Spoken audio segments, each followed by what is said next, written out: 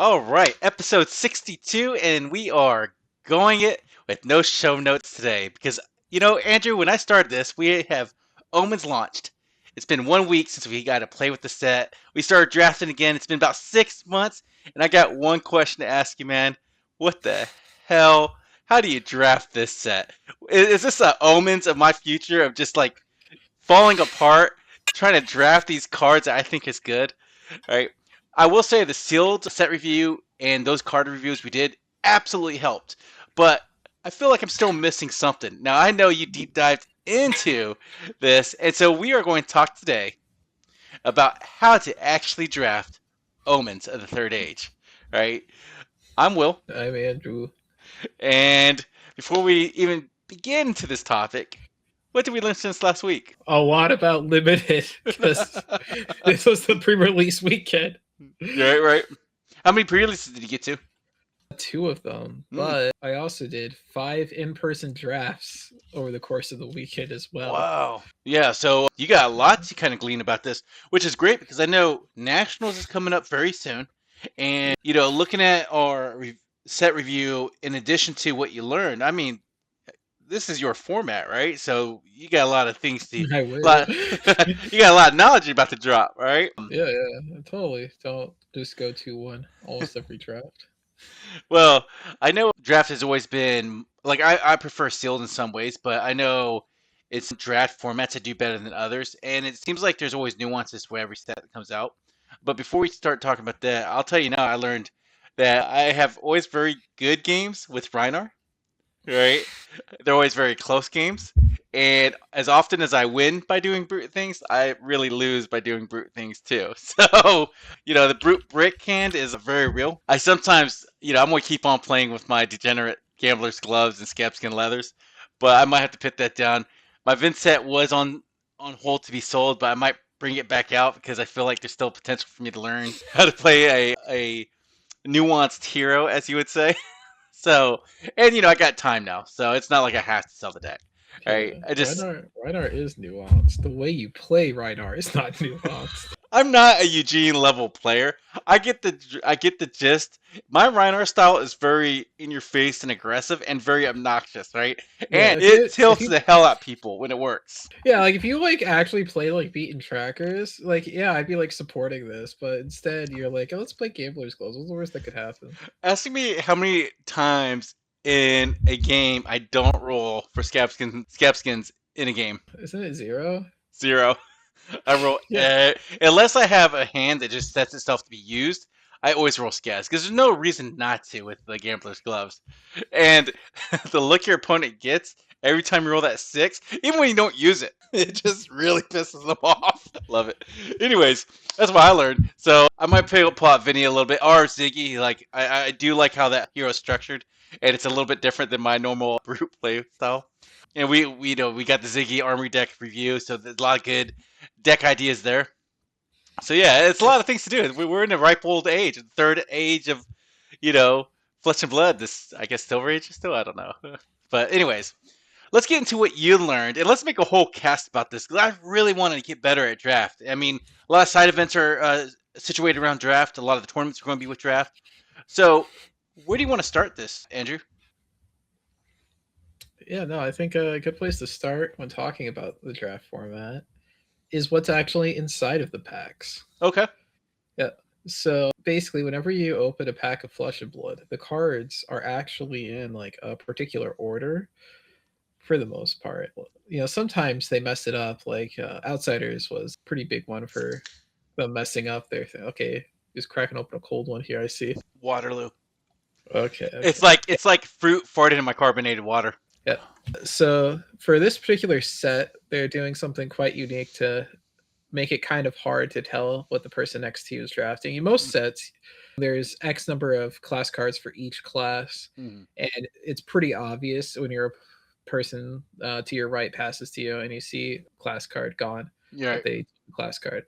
In this one, class cards can come in either 6 or 7 total for just the common slayer Okay. slot. 50% chance for each of them. And even then, they can be various collations. Like sometimes you'll get just like an even 2-2-2 split between all three classes. All right. Sometimes it'll be like 4-2-1. And yeah, that could be really weird because you like get past the pack with 4 cards, you'll be like, oh, this hero is so open. When Clearly, you I got talk mad. about the split in the classes, right? And it's obviously illusionist, wizard, and Runeblade. runeblade. Does that also include it could be lightning runeblade and runeblade as part of Yeah, that? Okay. yeah. Although actually, I don't even. Do we even have like commons that are just class in this set?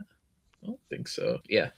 So then after that, we get are just lightning cards or non-class cards. This can also include generics, which is 3 to 4 cards, and there's a 50% chance that you'll have a generic in there or not. Who knows? Interesting. And then every pack has one piece of equipment in it. So that means at a table, you will have 24 pieces of equipment total opened. It seems This a is lot more than previous sets, or is that about on par? it's pretty normal. Like we actually have guaranteed equipment too, which is Mm. kind of nice. So that means that theoretically everybody will have 3 pieces of equipment if like they all take a piece of equipment at the Mm. start. So sometimes you'll see people with 2 pieces of equipment. Sometimes you'll see someone with 4 because of that. So that matters a lot with it. And then of course we have the 2 rares and the foil in the back. So Uh, where's the? I mean, obviously the last two cards are still the expansion slot cards, right? You just remove them.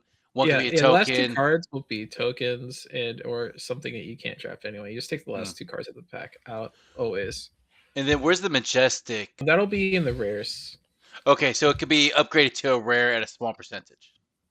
Yeah, and then of course, like you can get foil majestics as well. Okay, So so you can get it's double majestic packs yeah, it's sometimes. oh man, I think I vaguely remember those. Okay, so as a drafter, I know there's a couple things where you're like a technique you taught me way back then is you want to leave yourself open as long as possible until you draw these bomb cards, right? Bombs being these cards that really massively dictate your playstyle and puts your opponent on their back foot. Is that still true to this format as well? It's true to an extent. Okay. I will say this is a format where it's not super rewarding to be open for very long. Like if you go back to Part the Mistveil or High Seas, Hmm. those were fantastic formats to take forever to pick a Okay. class on. Like in Mistveil, like I think it ended up being like at nationals, the best strategy was literally just you drafted like a generic Mystic deck, and then you picked your class based on what block frees were still in the pack. And you can do something quite similar for High Seas. Okay. This set, you are not drafting a generic lightning deck. You need to play class cards. Okay, so even going for the lightning first strategy, not necessarily a good strategy because some of these class cards are really powerful. And if you find and passing that bomb, then you're putting yourself at a disadvantage, right? I mean, to an extent. Like that being said, equipment is obviously just really good. Generally, like what I find in this format is that you're you can very easily say I am not going to play like X hero up Hmm. to like about pick 5, and after pick 5, like you better have a decision. Okay. Yeah, other things you can do to stay open is there are cards in the set that care about playing instants on the chain link. These are Flittering Spike and Volatile Fluxor. You can pull them up for the class Yeah. here. Say Flittering Spike is the first one. Yeah, yeah. These are just attack action cards that when you play an instant on their chain link, get buffed up. And they also both have like on hit lightning flow. These are just like actually generically pretty powerful cards. Mm. Like if you're Ziggy, it's pretty easy to play an aura. If you're Oscilio, it's easy to activate Oscilio. If you're Aurora, you can just play a 1 for 4 and like be happy. And if you have like a cool instant combo with it, you can actively do that. And there's still block, which does a lot to do it. Other things you may even like consider if you really want to be open is like more damage prevention cards. Like you can just take stuff like Thunderous Retort, for example. And let me pull that up as soon as my computer stops unfreezing. This is good TV right here, guys. Yeah, so you're gonna edit this out, right? No, of course not. We don't edit. We don't edit like that. We just edit for brevity. This is You, being edited for brevity. it's funny. February just froze up. So, let me try to reload that, guys. So, You mentioned Flittering Spike, but you also mentioned one other card Yeah. before we got to the defensive cards. Do you remember what that was? Volatile Fluxor? Yeah, that's right. Is that the one with the pup? Yeah, Yeah. it's the gerbil. Yeah, yeah, you can Yeah, there it say, is. "We need my gerbil, please block." Okay, so you're saying this card's actually pretty decent. Oh yeah, blocks free. Yeah. Okay, and it Yeah, has blocks. some potential upside. Okay. Yeah, like in Ziggy, you go Volatile Fluxor, play like an aura, and then swing your 2 for 7. That's a good turn. And if your Yeah. opponent blocks this, you just don't play the wood cost, like auras or It's true. whatever, and carry on. Yeah, that's true. Okay, okay. And then, okay, going to the defensive generic card, you were mentioning. Stuff like actually, I think the best generic defensive card to talk about would be Calmveil of Volthaven. Oh, you also mentioned Thunderous Retort. I remember that now. Yeah, And that's when it yeah. froze Thunderous up. Retort isn't super good in Oscilio because it says like if beginning of your action phase, destroy this, give your next attack, go again. Hmm. So yeah, that's really good in Ziggy and Aurora, but like in Oscilio, you're not playing enough attacks to really get it off. Okay. But like, yeah, no, pull up Calmveil of Volthaven. Talk about that. Yeah. Because something else to keep in mind about this set is Oscilio is a very real deck. It'll probably be the most drafted hero at your table. It's Hmm. very rare that you'll see less than 3 Oscilio at a table.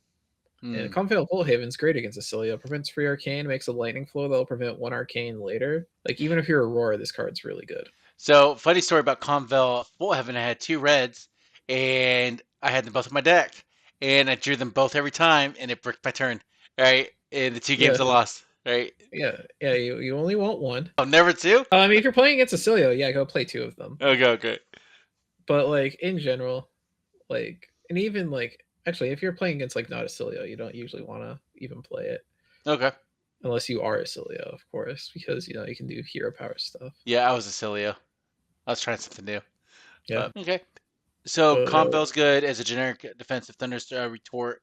What would be the yeah, next? How would you go to the next one? of course, like you can just have like good lightning attacks. Like there's a set of attacks in this format, say like on hit lightning flow, and have like twice per turn instant pay one, give this +1. Well, it's like Flowing Stormstrike, Meteoric Rise, will take impact. Yeah, I remember All that's these. different is their base cost and attack power. Like these are just like fantastic cards. Even if you're a Cilio, they're still good. Yeah, and Uh, actually, you reminded me of the one that you called a bomb, and I was like, "How's that a bomb?" And it's because you said it was the only basic blue pitch 7 power attack, Visionary yeah, Orbits. sponsorship orbits. I won't say it's a bomb. Evan was the one that was really hyped about it, but this is a good card. Yeah, yeah, yeah. It definitely killed me, right? It's just because it's a 2 card 7, and sometimes that's clutch in a sealed format. So, Yeah. And then let's see, like last big thing that comes to mind for like just good cards you can take to stay open would be like Electrolyze. okay, Yeah, Electrolyze. It's just like tap. That's block 0. yeah. So it's things like this that, if you see, let's say you open your first pack and you see any of these cards, and there's really like middle of the chaff the next cards, you're pretty safe to take this as a pick one. Yeah. Generally, you'll usually take equipment. One thing to talk about too of equipment is that in this format, the arm slot is quite weird because that's the only slot that class equipment can be in. Hmm. Every other piece of equipment in the set is generic or lightning. Yeah. And that generic set, God, what's it called? I mean, there's the Seeker's equipment, Yeah. there's the Astral Sanctuary, and then there's also just the 2 costs equipment, which all the equipment that has like the 2 costs prevent one make a thing Hmm. is just like first pick. Okay. Like most of it, like especially like the boots and the chest. What was the name of the pay two prevent one? And I know the headpiece is Constilla Tiara. I can't remember. Well, yeah, this would be obviously the equivalent of this in the chess piece, right? Whatever it might be. Yeah, like chest piece like it makes like lightning flow. Like these are just like so insanely good. Yeah. So would you ever have two of these equipped if you can, like say chest and head? Yeah, no. You yeah, one if you get all free, that can be like a little bit hard to actually get off all free over Mm. the course of a game. But they're good. Really, really good. So if those are the good generic cards, and it's pretty good to kind of stay open for the first, you said until like pick 5, you really should have a game plan, right? How in depth does your game plan have to be? Like, like is it like, oh, I got these lightning cards. I feel like I'm getting a little froggy now. At pick 5, Right? You're not really getting the bombs, or you're not getting like you're getting the playable cards, sure, but it's not really like anything great. But when do you know to lock it in, and when do you have the game plan for the hero you're picking based off the cards you have?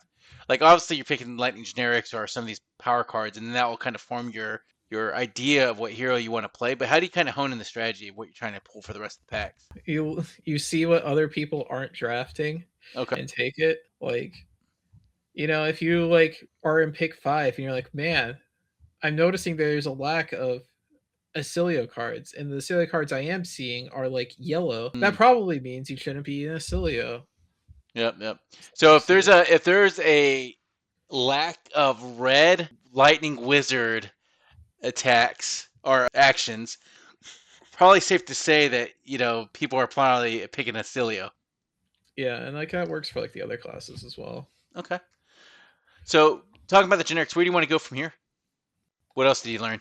Yeah, I think like the last thing to like really talk about with the generic stuff is that this is a format where fatigue isn't like a huge part of it. Hmm. Like you can have games come down to fatigue, it's very much a real thing, but for the most part, a lot of games will just end out of nowhere because somebody like did something like played a Storm Shard, for example. Or they did the Auric combo from. Yeah, like you'll play against like a Ziggy and you'll be like, "Oh, I'm at 12. I'm fine." And they go like, "Okay, 7 dominate fragment. Okay, you fragmented this. Okay, Auric shards activate Mhm. Ziggy, figures of fragmentation.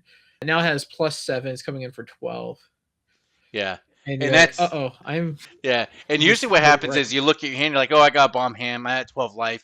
He has to have the god hand to kind of get this off, but sometimes they do. So Yeah, like and it's just you die. yeah.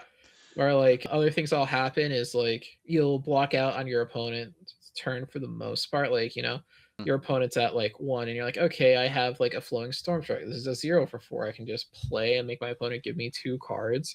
And then they'll throw 2 cards back at me and like we'll start entering the end game. And instead they're like, okay, throw some arcane at you. You're dead. Yeah. Like all the Okay. like yeah, like and that means if you give your opponent infinite time to do that, they'll probably do that. Mhm. And so you need to like have an actual draft strategy to like not just die to the cheese out of nowhere. And I know you mentioned Flittering Spike and Volatile Fluxer, right? And you mentioned a possible draft strategy would be, you selecting those to kind of stay open or the other good generic cards. Is there any class specific cards in the like let's say pack 1 or 2 that will kind of generally stir you toward that hero if you see them right away? Why, yes. We'll talk about all of them as we talk about each individual hero. Okay, So good. let's start with Aurora here to talk about it. Any reason why we're starting with Roar is because of the Because it's the request of first Evans? one I made on the list whenever I was making the list. Okay.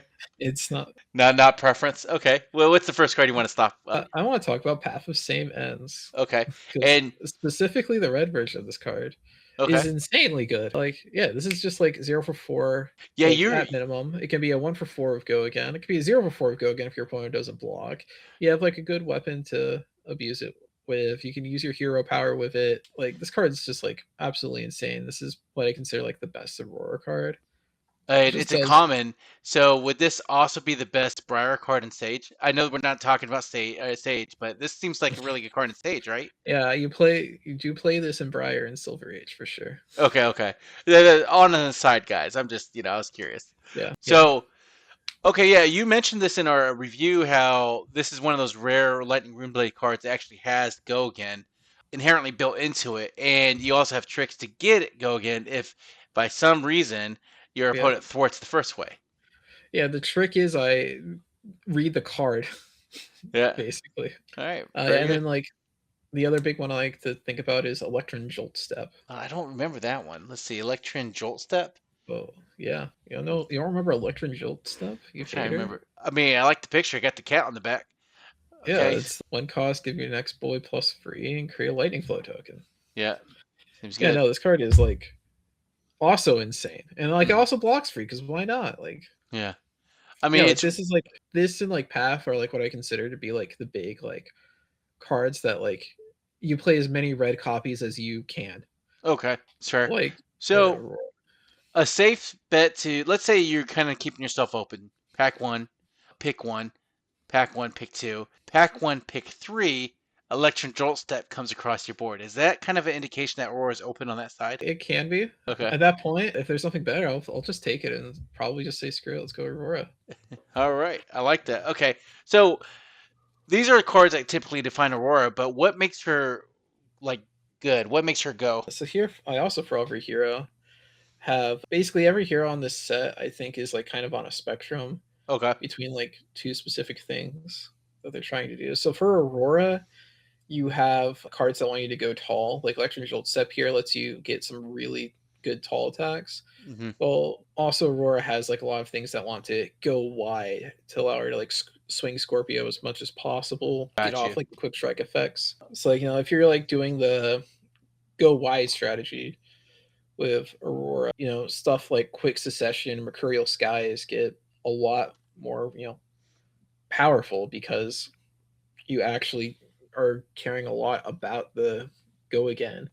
And then like all the other text on the card is like irrelevant. You got go again, you're happy. But at the same time, that also introduces the ability to just like look at your hand and be like, my hand is free quick succession and a blue quick strike card. What do I do?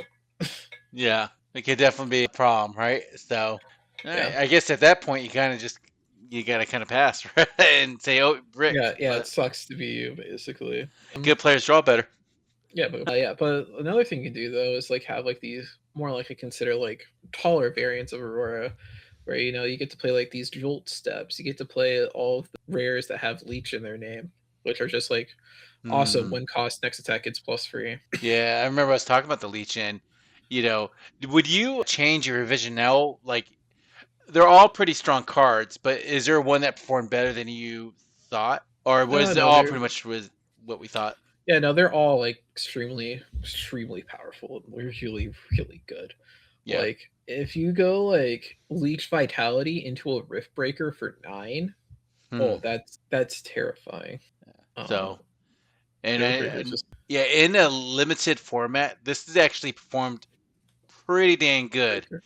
right? Yeah. So, Yeah, I mean, like if you think about it, if you go like Jolt Step Red into Red Rift Breaker, you're swinging 9. You already have the Lightning Flow, which can be hmm used to prevent Arcane later. So that's like at least 1 life. So you already free card 10. hmm And then on hit, you blow up your opponent's Lightning Flow. Well, that's at least 1 life they're not getting later in the game. yeah. So, seems Like, good. yeah, no, it's insane. But yeah, so if you're like more into like the sort of go wide strategy, like a wide go tall sort of side of Aurora, you'll be less big on actually trying to play like the quick strike cards, Mm. because I think like the number one mistake people make when drafting Aurora in this format is going a little too hard on the quick strike, and then they're like, my deck sucks if I don't have go again, and also sucks if I have go again. So, you mentioned two archetypes of the Aurora, one being go wide, which obviously makes sense. You have more attacks going down the chain, and then go tall, where you buff your attacks and swing with one more powerful attack, following it always by Scorpio, or if you can swing it. Is this the strategy where you kind of mix the archetypes, or should you really slant toward one over the other? Yeah, no, Maybe sprinkle the. all these like archetypes talk about the heroes. You are Uh never going to draft one of them. You are drafting both of them, and you're huh. figuring out you're going to be like more one slanted than the other. Okay. So if you are designing your deck after you draft these cards, and you're like, okay, well, I'm going to slant more toward this because that's the play style, but obviously I need a little bit of the tools to go the other style if it comes up with some of the cards, right? So, all right. Now, there's a couple cards you mentioned earlier. Where do they fit into the game plan? One being Rush of Power. This is one of the new, Quick strikes. yeah, one of the newer quick strikes. It's just a good Lightning Rune Blade attack action, right? Oh, That kind of yeah, that's defined going a little bit taller. Oh, oh no, this is like just like a fairly middle of the road quick strike card. okay. I don't remember talking about this. All At right. least I mean, like there are cool lines with it. Like obviously you can go quick succession, swing this for like 5 go against Scorpia, and that's Mhm. at least a 2 cards 6. And like let's be real, your opponent's going to either take the Rush of Power or the Scorpio, so it's more of like a 2 card 7, which is pretty nice. Okay. And then if you're like into like this more of like a taller thing, this can be normally like the taller strategy like is always trying to finish off with Scorpio, not Mhm. Scorpio, like not Scorpio, or the go wide strategy is more Scorpio based. Okay. Seems pretty good. Anything else about Aurora? No, it's no. All right. Now, I guess I'll ask you at the end, but I know we had kind of like a who's kind of strong in the sealed format, right, or limited format. I want to know what you think about the actual power rankings. I have a thought first. I'll swing it at you, and you can tell me if I'm wrong or right. And this will be at the end, all right? So there's a little preview teaser for our listeners here. Comment down below how your pre-release went. By the way, I'm curious. Any of these bit bomb stories. Trevor came out to ours and 3-0'd the damn thing. Yeah, I All know. right, Trevor came outside again. I miss him. I know, I know. Miss Well, him. not calling out his business, but I think he has a new hobby called a girlfriend, and that Yeah, I ate up a lot know. of time. I know. All right, let's talk about our golden they Ziggy. Hey, I they would them. say I would say our golden boy slash them, but I think it's golden them, right? Or Okay, let's talk about Ziggy here. yeah, let's talk about Ziggy. Yeah. What card do you think when you? All right. Yeah. So the card I'm most excited to see in a pack if I want to draft Ziggy is Corrosive Space Dust. Okay. This card is just stupid. Pull it up here. So It. is it because of the prevention, or like is it Well, because it's a two card six type thing, or? it's like everything. Like you play this card out, you get a counter on it. You now have Ward 4, which is so insane. Like against pretty much everybody. Mm. And then of course you have the arcane associated with it too. Like you can do 4 arcane with singular corrosive space dust. For arcane, when this leaves the arena, how does that work? So you play it, you Ziggy it, they take Yeah. 1. You Proteus, they take 2. And then Gotcha. whenever they finally get rid of it, they take another 1. Yep. I got you. So this card definitely a bomb, or definitely a great card. Yeah, even outside of red, it's solid.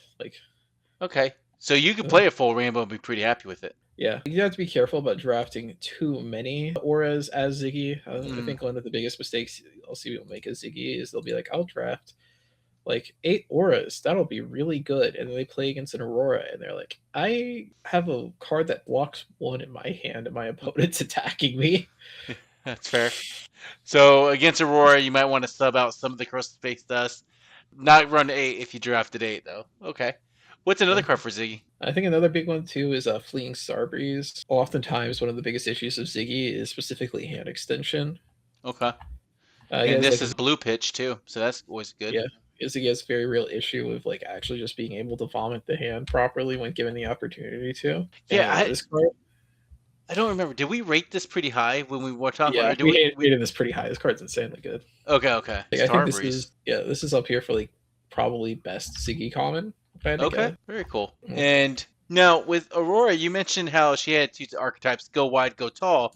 Is there a certain archetype for Ziggy as well? Yeah, so I think the first archetype to talk about here with Ziggy is just playing as many fragment cards as possible and just throwing them at your opponent's face. I know I mentioned the Auric shards earlier, but I think one that was irritating for me was it the Shattering Flowtide?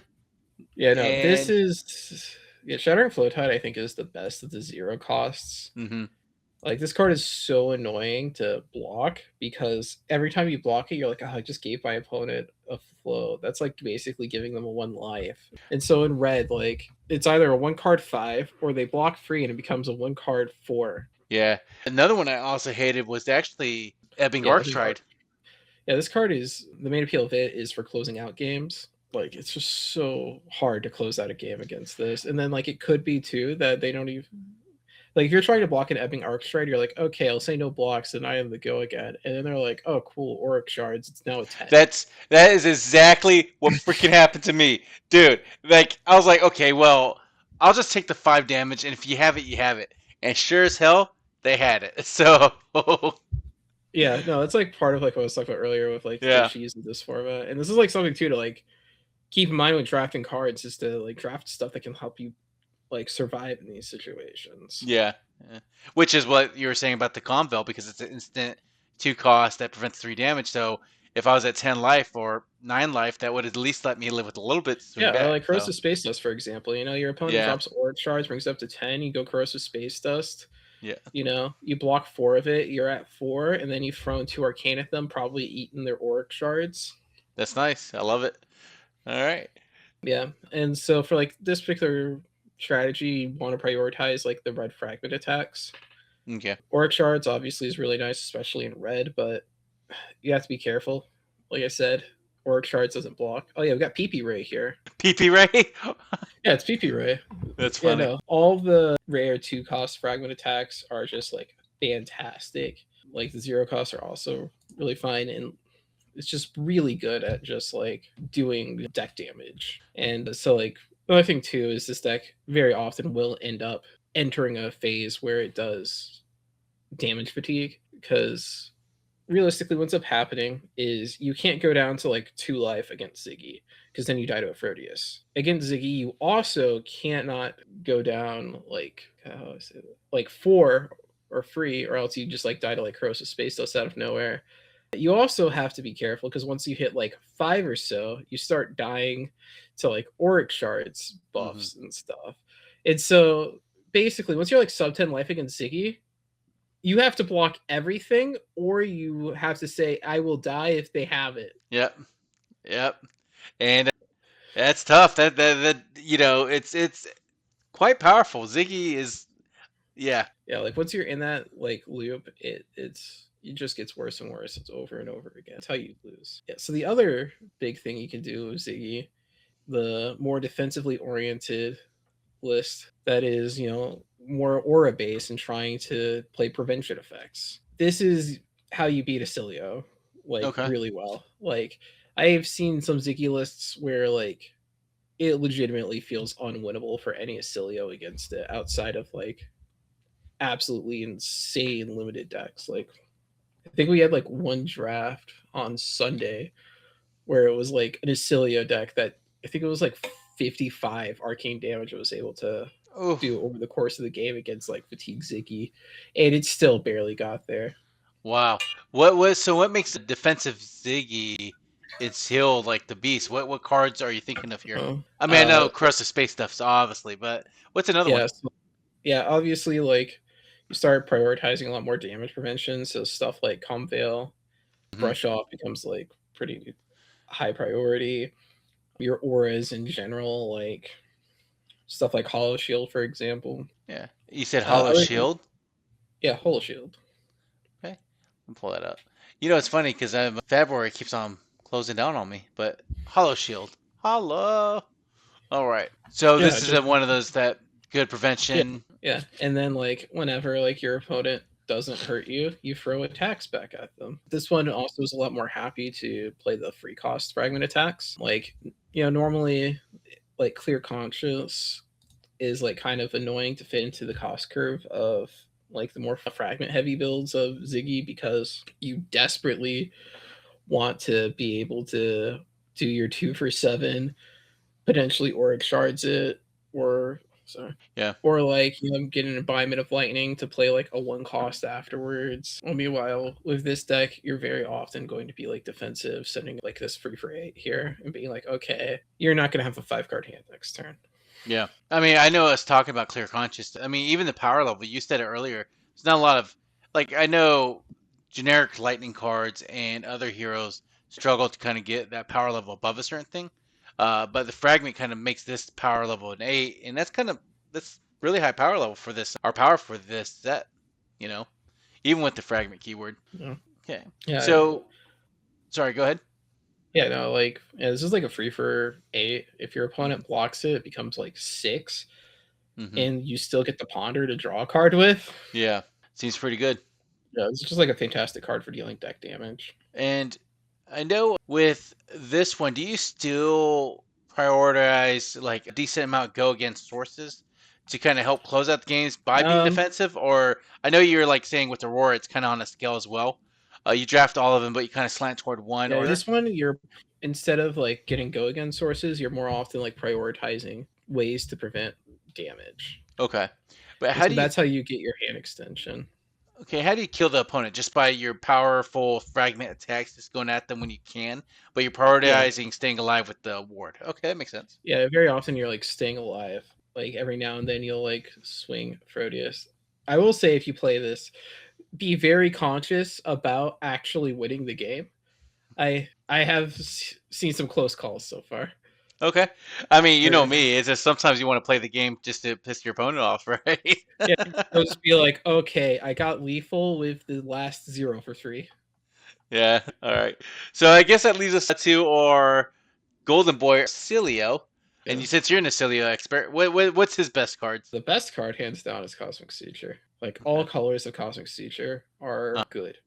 Now, Mm, like, are all colors of Cosmic Suture, like, insane? No. Like, blue Cosmic Suture is, only like 3 out of 5. But, okay. 3 out of 5 is still playable. Yeah. Yeah, but, like, red Suture in particular is insane card. Like, this is Defensive up four there with, like, damage, and it deals one arcane damage back, and you could kill them on their turns. I mean, it seems yeah. good. Yeah, and you pitch a blue to activate a Cilio first, so that way, Hmm. you don't have to actually have it cost a card. You just ponder. It's so good. Card's dumb. And I think the other big cards that speak to me for Acilio, at least at common, is Meteoric Impact. Oh yeah. I mean, dealing Yeah, what 25% of someone's life with the 25% starfall of mechanic. RP. Oof. That's good.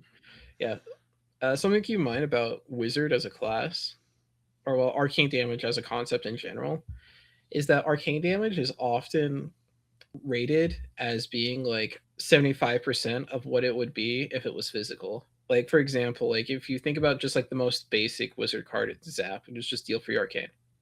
Okay. That in attack action form is Wounded Blow, which is a 0 for 4. Gotcha. Gotcha. Yeah, or like Breathe the Runes is like make free rune chance. Yeah. And so what that means is when you do arcane numbies, multiply it by 4/3. Okay. So really, this says deal 3 arcane damage, but if you starfall, and if you do your math, it's really 4 damage, and then arcane would be like the equivalent of, in 5, it'd be like 6.5 to 7 arcane damage. Yeah. And don't forget, you're going to be activating Starfall Yeah. too. And so, like, not Starfall, activate Volzar if you have Starfall on. And so Right. that does 6 damage. Multiply that by 4/3. That becomes 8. Yeah. Yeah. Yeah. That's swing big And territory. I like that. yeah, no, now suddenly we're talking about very real numbers that are Yeah. very scary really quick. I don't think a lot of people realize. Well, a lot of newer players don't realize that they scale arcane damage a little bit back, but it's actually equivalent to this in physical form. Like thinking about that actually kind of helps you see the potential in some of these cards a lot better of what the actual damage capability could really be. You Yeah. know? Yeah, like another thing too that there is a Comet Collision, which is a very similar card. It's just this, but it costs 0, and it does free at base 4 with Starfall. And this is like also just like a card that is pretty strong. Like I was like thinking about just like saying both of them because they're the same card, Mm. just different. Yeah, yeah. The cost difference, but it makes up for it with the damage difference too. It's still a strong 0 for, but technically 0 for 5.2 something, right? So Yeah, yeah. I mean, you're gonna be coming in for like a 5 with it if you have Volzar. yeah. No, So so that's almost 7. you mentioned archetypes for Ziggy and Aurora. Does Celia have archetypes as well? Yeah, I will say his are probably the most connected to an Sure. extent. I mean, Uh, yeah, he skipped leg day, swap these arms, stuff yeah, like that. no. There's a joke in Uh, there. yeah. So like the two like big types of cards you'll see in him Hmm. are first off having like the ship damage Okay. basically. So like this is stuff like where you play like Cosmic Suture, all the Constella cards, which are just like yellow 0 cost instants with Starfall deal 1 arcane. Yep. Yeah, Uplift, Float Hood. I mean Uplift, on types of stuff, it's like dealing 2 arcane. Yeah. I did have this in my Ziggy. Sorry, Yeah, not my Ziggy, my Oscilio. yeah. But yeah, generally they tend to be really big on activating the hero power as much as possible to like Mm. try to just get through the deck really quick because they are more likely to get fatigued against anybody with a good bit of damage prevention, and they want to get under that and like get through the deck before the opponent sees like their last hand or two. Okay, so Uh, that's basic small damage, and then the value is lower though, right? Like typically, if yeah, you're doing this, so you live by blocking out more and then just chipping in damage when you can. And are you trying to set up like a big turn, or like are you trying to kill them with a cuts, 1,000 cuts Yeah, type of technique. yeah. It's basically kind of 1,000 cuts. You're Okay. still probably going to play like some degrees of spells, like Common Collision is Yeah. decently nice in this style of deck, for example. Okay. And then like the other big thing you want to look for with Oscilio is these big damage cards. So the Meteoric Impact earlier, really Yep. powerful. Another insane one for killing people is Core Reaction. Yeah, this is just deal 4 arcane. What is? Oh, that's him blowing up. I see. That's the Yeah, shoulder pad. that's Okay. Okay. Oscilio dying. Yeah, whatever. It's complicated. Ask Zach. I don't understand. He's talking about Saint Havoc, by the way. We're a lovable lore guy. Yeah. Okay, so So like, this one is setting up your big attacks. You got Meteoric Impact and other big arcane spells. This one you kind of flash in when you need to, either on your turn or on your opponent's turn, depending on how you want to kill them.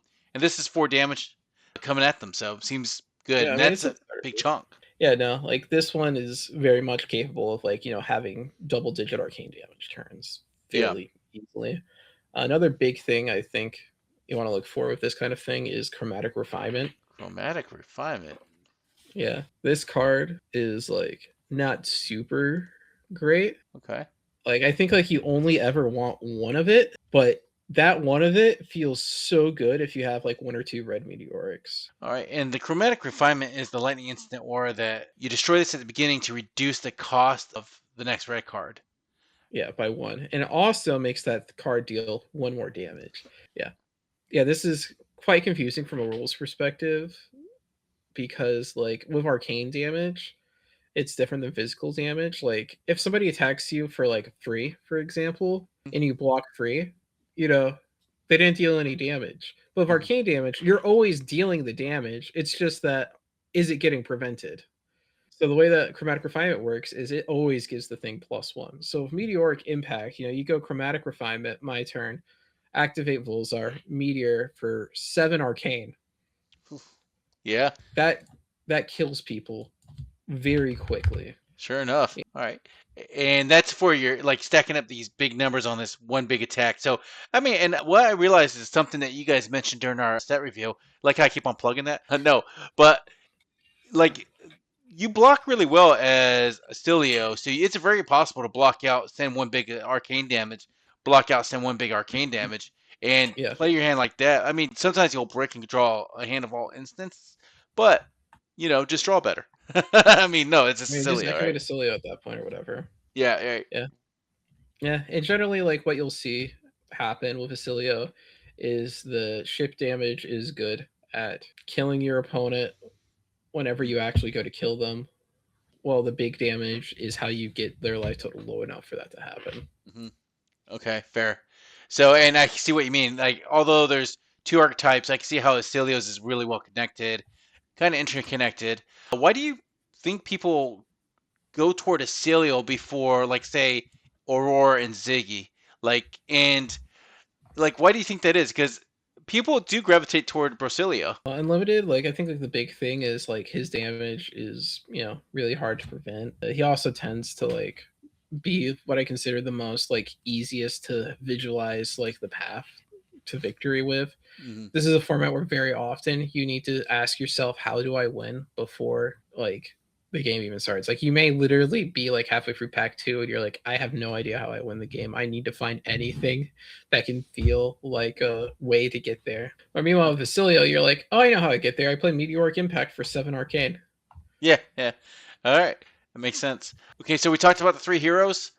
All right. Any final thoughts on this, and then we'll follow up to generic draft experience? Oh, okay. I don't have much else. Okay. So, like, I noticed with the draft as a simple guide, like we had a newer player in our store checking out the draft, and he had no experience, didn't really look at any of the notes, didn't look at the cards, kind of came into blind. Asked a simple question as a new player: Hey, I don't know what I'm doing. What can I kind of look at to build a deck with, right? And I said simply Aurora. Right? I think that's the easiest hero to build, right? And kind of fit in with the theme where you won't trap yourself, right? But on second thought, I kind of think Ziggy's kind of pretty good with these large attacks coming at people too, because over time it's hard to defend that too, right? So in Acilio, it's kind of tricky. You got to be able to know deck construction fairly well to navigate how many instants you put in there to trigger his ability to pop off these turns that activates the Volzar, that activates his hero ability, right? So, You think so, but I found that the ratios don't really matter. You just okay. sort of like look at your hand and go, "Oh, this hand may or may not work." Okay, so I guess the advice, and this is what I was mentioning earlier. Do you think Aurora is the easiest to build? Because I kind of feel like it's not. Like it really depends on the card pool, right? I Yeah, mean, I actually think like Aurora like has like quite a bit of like annoying things in it because like logically when you're playing Aurora, you're like, "Oh, I want all the red quick strike attacks and all the cards to give it go again," and mhm, then you do that, and like your turns kind of suck. right. Like with Aurora, you need to get like the lightning flow generation to like actually use the hero power or like prevent arcane eventually. You need to like find a way to like have turns that function without it. And that, I Unless guess that's kind of where I was saying with this draft set. Do you feel like it's a lot more nuanced? Like you could look at the heroes and kind of have a game plan, but the interaction with the cards and the mechanics of the set. I know there's a lot of tricks with the instances and with the abilities, but compared to the other sealed sets, how do you feel about this one compared to, let's say, the ones you like the best, High Seas? oh bro, this format feels so hard in comparison to high seas. Like Do you still rate it as? I know you like. How do you rate it now after you played it more? Like, do I think you it's more like appreciate it more? yeah, I think this is like more of an 8 now. Okay. There is like definitely some stuff in this format where I'm like, oh god, I hate this. Like this is a format where turn 0 is so much more important than Mm, every other turn so hard. yeah. Like, it's really easy to say I lost the game because I lost the die roll. What's Mm, not easy to say is I lost the game because I lost the die roll and I didn't draft cards that allowed me to do better when I lose the die roll. yeah. Yeah. I mean, I had fun. I mean, it was a lot of playstyle that wasn't really like my thing. I had Oscilio. I had a great card pool for both Ziggy and Oscilio. I felt like Ziggy was more my playstyle. I had a little experience with Prism. Cilio seemed like just fun. Right? I saw the arcane damage, big numbers. Like, ooh, big numbers go boom, right? But yeah, I mean, it was fun, and I felt like this is one that you could kind of be a part of for about 3 4 months and still find interactions that you really do appreciate, even longer term. Unlike like say Super Slam, right? It was kind of face value. It didn't have a weapon. There was not really a lot of Oh, complications that you just, you know what I mean? It's I didn't just play enough Super Slam to really feel as though I had a good understanding of it. okay.